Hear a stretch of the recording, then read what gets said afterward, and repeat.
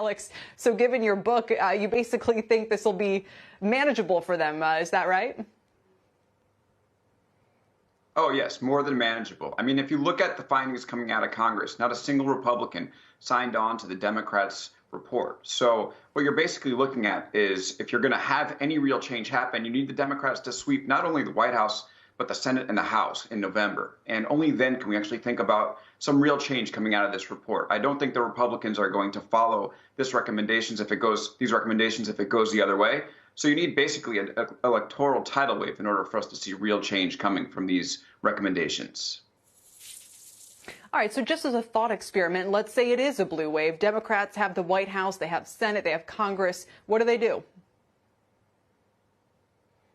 I mean, the first thing they need to do is think about fixing the country. We have so many other priorities that are going to come before big tech regulation. And in fact, I would say if Joe Biden becomes the president and comes in and starts picking apart the tech giants versus putting the economy together, bringing people back together and getting our healthcare system back together, he's going to be looked at by a lot of people who are going to be like, what are you doing, Joe? But, you know, should they down the line end up writing the bills? I think you might actually see them start pushing the tech giants to have to go to the courts versus arbitration with some of the suppliers, people like publishers and vendors on Amazon, as opposed to deal with them in arbitration, which is a sticking point with the Republicans. And I think the major thing that needs to happen, one way or the other, is that the regulators get more funding so they're actually able to do their jobs. Yeah, that's something Ken Buck, the congressman, Republican congressman, was calling for yesterday, more funding for the regulators, but also he'd be on the other side about kind of forcing that through the courts, things that could open them up to class action and so forth. So it illustrates this divide that you were talking about. So let's look at it the other way. Let's say that the president is reelected. What happens then to big tech, do you think?